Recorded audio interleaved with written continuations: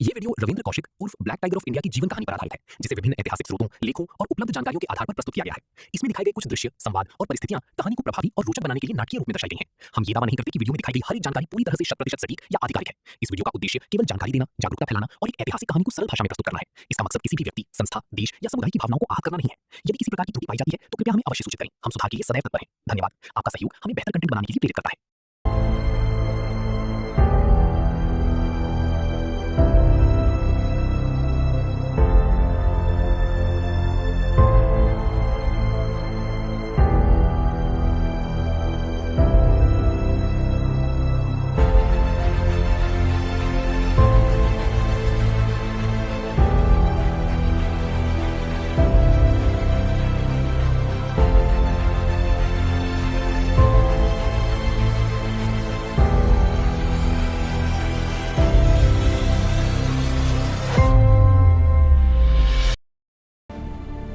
सोचो, अगर तुम्हें एक दिन कहा जाए कि तुम्हें अपना नाम बदलना होगा, अपना धर्म बदलना होगा, अपना देश छोड़ना होगा और सिर्फ इतना ही नहीं, तुम्हें उस देश की सेना में शामिल होना होगा जो तुम्हारा सबसे बड़ा दुश्मन है, जहां हर पल तुम्हारी एक छोटी सी गलती तुम्हारी मौत बन सकती है, जहां तुम्हें हर दिन उन लोगों के बीच जीना है जो अगर तुम्हारी सच्चाई जान जाए तो तुम्हें जिंदा नहीं छोड़ेंगे। और सबसे खतरनाक बात, अगर तुम पकड़े गए तो तुम्हारा अपना देश भी तुम्हें पहचानने से इनकार कर देगा। कोई तुम्हें पहचाने नहीं आएगा, कोई तुम्हारा नाम नहीं लेगा, तुम बस एक गुमनाम साया बनकर रह जाओगे। लेकिन फिर भी एक इंसान ने ये सब किया सिर्फ अपने देश के लिए। उसने अपनी पूरी जिंदगी एक झूठ के सहारे जी, अपने असली नाम को हमेशा के लिए दफना दिया और दुश्मन के दिल में घुसकर उनके सबसे बड़े राज भारत तक पहुंचाए। वो था इंडिया का सबसे खतरनाक जासूस, जिसे दुनिया जानती है ब्लैक टाइगर के नाम से। लेकिन इस कहानी का सबसे दर्दनाक हिस्सा ये नहीं कि वो पकड़ा गया, बल्कि ये है कि जब वो 18 साल तक दुश्मन की जेल में तड़पता रहा तो उसका अपना देश खामोश रहा। ये सिर्फ एक जासूस की कहानी नहीं है, ये कहानी है देशभक्ति, बलिदान और एक ऐसे सच की जिसे शायद हम जानना ही नहीं चाहते। तो आखिर कौन था ये ब्लैक टाइगर, कैसे वो दुश्मन की सेना में पहुंचा और क्यों उसकी कहानी आज भी छुपाई जाती है? जानने के लिए इस वीडियो को अंत तक ज़रूर देखिए। तो अब शुरू होती है वो कहानी जिसे इतिहास ने पूरी तरह कभी बताया ही नहीं। एक ऐसी कहानी जहां सच और झूठ के बीच की रेखा धीरे धीरे मिट जाती है, जहां एक इंसान अपनी पहचान खोकर एक देश की सबसे बड़ी ताकत बन जाती है और फिर उसी कहानी का अंत इतना खामोश होता है कि दुनिया उसे सुन ही नहीं पाती। तो तैयार हो जाइए भारत की सबसे खतरनाक जासूस की असली कहानी जानने के लिए।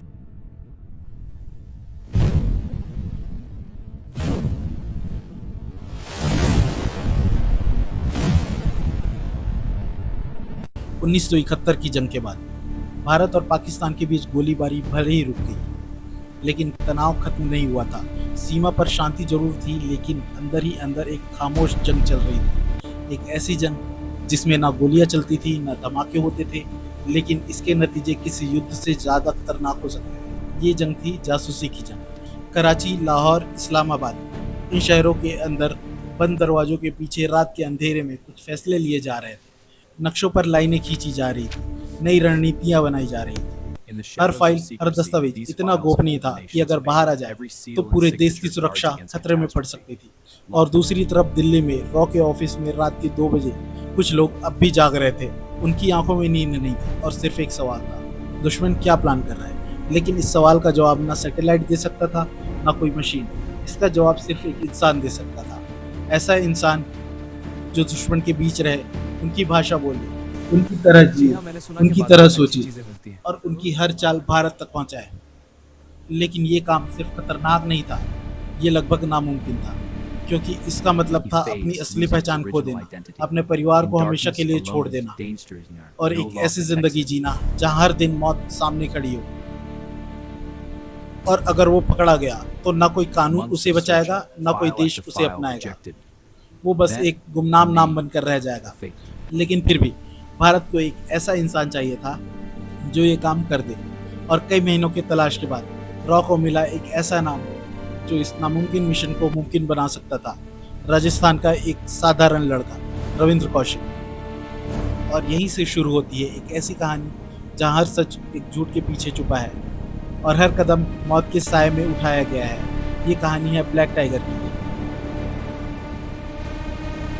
राजस्थान श्रीगंगानगर, एक छोटा सा शहर जहाँ जिंदगी धीरे धीरे चलती थी। ना कोई बड़ी हलचल, ना कोई शोर, बस साधारण लोग, साधारण सपने।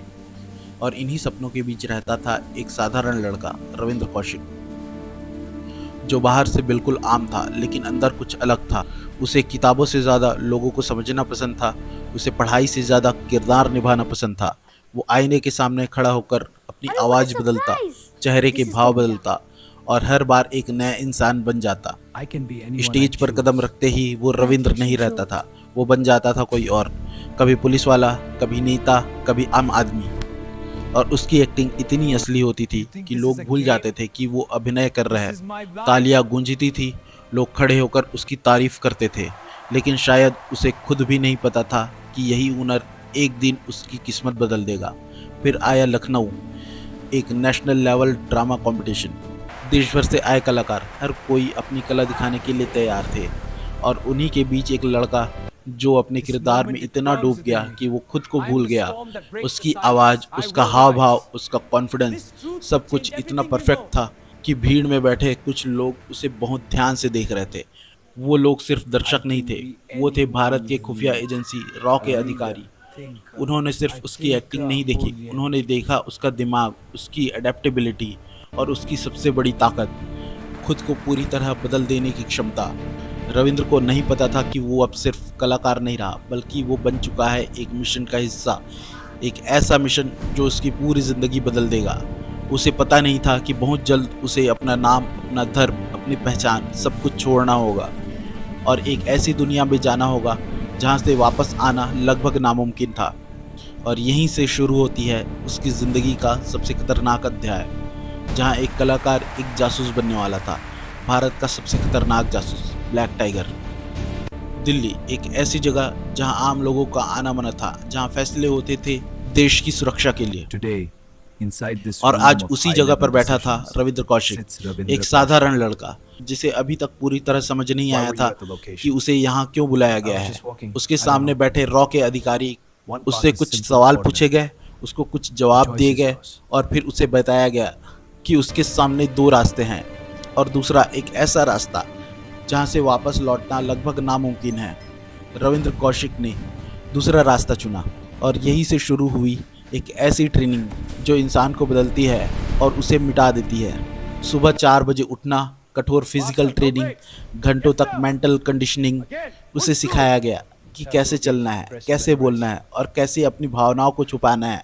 उसे उर्दू सिखाई गई, इस्लामिक परंपराएं सिखाई गई, यहाँ तक कि उसे कुरान तक याद कराई गई। धीरे धीरे रविंद्र कौशिक खत्म हो रहा था और उसकी जगह ले रहा था नबी अहमद शकीर। एक नया नाम, एक नई पहचान, लेकिन एक झूठी जिंदगी। उसे अपनी असली पहचान हमेशा के लिए छोड़नी थी। उसका नाम, उसका धर्म, उसका अतीत, सब कुछ उसे छीन लिया गया। वो अब पूरी तरह बदल चुका था। लेकिन सबसे मुश्किल हिस्सा ये सब सीखना नहीं था, सबसे मुश्किल था खुद को भूल जाना। अपना घर, अपने माता पिता, अपना बचपन, सब कुछ पीछे छोड़ देना। अब वो तैयार था एक ऐसे मिशन के लिए जहां हर कदम मौत के साए में उठाया जाएगा। और फिर एक दिन उसे भेज दिया गया सीमा के उस पार, पाकिस्तान। 1975, एक नया देश, एक नई ज़मीन, एक नई हवा और एक नई पहचान, नबी अहमद शकीर।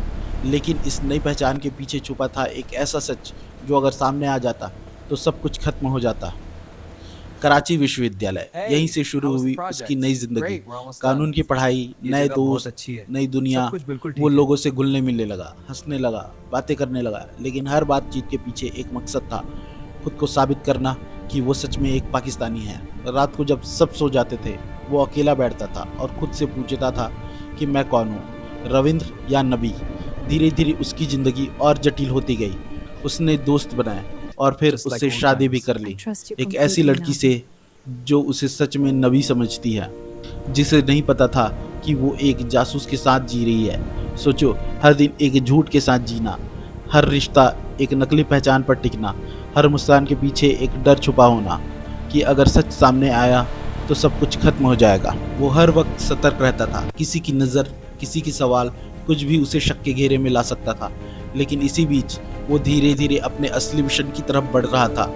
जानकारी इकट्ठा करना, लोगों को समझना और सही मौके का इंतज़ार करना, क्योंकि उसका असली लक्ष्य अभी बाकी था, दुश्मन की सेना में घुसना। अब तक वो सिर्फ एक छात्र था, लेकिन अब वक्त आ चुका था उस कदम का जो उसकी ज़िंदगी बदलने वाला था। पाकिस्तान आर्मी जहां घुसना लगभग नामुमकिन था, लेकिन नबी अहमद शकीर यानी रविंद्र कौशिक अब इस नामुमकिन को मुमकिन बनाने जा रहा था। लंबी लाइनें, कठिन टेस्ट, हर सवाल हर जवाब उसके लिए सिर्फ एक परीक्षा नहीं था, वो उसकी ज़िंदगी और मौत के बीच की दीवार था। लेकिन वो सफल हुआ और धीरे धीरे अपनी काबिलियत साबित करता रहा और फिर वो मेजर बन गया। सोचो, एक भारतीय जासूस दुश्मन की सेना में मेजर के पद पर, ये सिर्फ घुसपैठ नहीं थी, ये दुश्मन के दिल में कब्जा करना था। अब उसके पास था access, top secret military files, war strategies, border plans, और अब उसका असली काम शुरू हुआ, हर सीक्रेट भारत तक पहुंचाना। उसके भेजे गए मैसेजेस ने कई बार भारत को बड़े खतरे से बचाया, कई हमले पहले ही रोक दिए गए, कई योजनाएं फेल हो गई। लेकिन सबसे खतरनाक बात ये थी, पाकिस्तान को कुछ पता ही नहीं था। वो उस पर भरोसा करते थे, उसे अपने बीच बैठाते थे और वो उसी भरोसे को भारत की ताकत बना रहा था। उसका हर कदम, हर सांस भारत के नाम थी और तभी उसे नाम मिला ब्लैक टाइगर। लेकिन हर ऊंचाई के बाद गिरावट जरूर आती है और अब वो गिरावट शुरू होने वाली थी। 1983 एक और एजेंट भेजा गया, इनायत मसीह, लेकिन पाकिस्तान में घुसते ही वो पकड़ा गया। उसे पूछताछ किया गया, टॉर्चर किया गया और आखिरकार वो टूट गया। उसने सब कुछ बता दिया, उसका नाम, उसका संपर्क और वो कड़ी जो सीधे जुड़ती थी ब्लैक टाइगर से। अब पाकिस्तान एजेंसियों के पास सब कुछ था और दूसरी तरफ रविंद्र कौशिक अभी अपनी ज़िंदगी जी रहा था उसे नहीं पता था कि खेल बदल चुका है। धीरे धीरे उस पर नज़र रखी जाने लगी और फिर एक दिन उसे घेर लिया गया। रविंद्र कौशिक गिरफ्तार हो चुका था। जिस इंसान ने सालों तक दुश्मन को धोखा दिया था, आज खुद उसी जाल में फंस चुका था। अब खेल खत्म हो चुका था और सजा शुरू। कोर्ट में हर सबूत उसी के खिलाफ था और फिर उसे मौत की सजा सुनाई गई। लेकिन बाद में उसे उम्र कैद में बदल दिया गया और उसे भेज दिया गया सियालकोट जेल, एक ऐसी जगह जहां इंसान धीरे धीरे टूट जाता है। जो कभी दुश्मन की रणनीति पढ़ता था, आज खुद एक कैदी बन चुका है। जेल की जिंदगी धीरे धीरे उसे अंदर से खत्म करने लगी। ना कोई पहचान, ना कोई अपना। उसने खत लिखे अपने देश के नाम, लेकिन कोई जवाब नहीं आया। उसने देश के लिए सब कुछ छोड़ा था, लेकिन आखिर देश ने उसे छोड़ दिया। धीरे धीरे उम्मीद खत्म हो गई, अब बस खामोशी थी। साल 2001, 18 साल जेल में बिताने के बाद उसकी मौत हो गई। ना कोई तिरंगा, ना कोई सलामी, बस एक खामोश अंत। कुछ लोग इतिहास बनाते हैं और कुछ लोग इतिहास बनाकर भी गुमनाम रह जाते हैं। ब्लैक टाइगर उन्हीं में से एक था, एक इंसान जिसने अपनी पूरी जिंदगी झूठ के सहारे जी, सिर्फ इसलिए ताकि उसका देश सुरक्षित रह सके। लेकिन जब उसे उसकी सबसे ज़्यादा ज़रूरत थी, वो अकेला पड़ गया। इतिहास के पन्नों में कुछ सवाल ऐसे होते हैं जो कभी ख़त्म नहीं होते, और ब्लैक टाइगर की कहानी उन्हीं में से एक है। अगर ये कहानी आपको सोचने में मजबूर करती है, तो समझो ब्लैक टाइगर आज भी जिंदा है हमारी यादों में। ऐसे ही भारत के बारे में जानने के लिए इस चैनल को सब्सक्राइब करें और बेल आइकन को दबाना ना भूलें। और आपके द्वारा कोई सुझाव हो तो उसे कमेंट में ज़रूर बताएं। और हाँ, आपको क्या लगता है, क्या रविंद्र कौशिक को भारत ने भुला दिया था या ये ज़रूरी सेक्रीफाइस था? अपनी राय कमेंट में ज़रूर बताएं।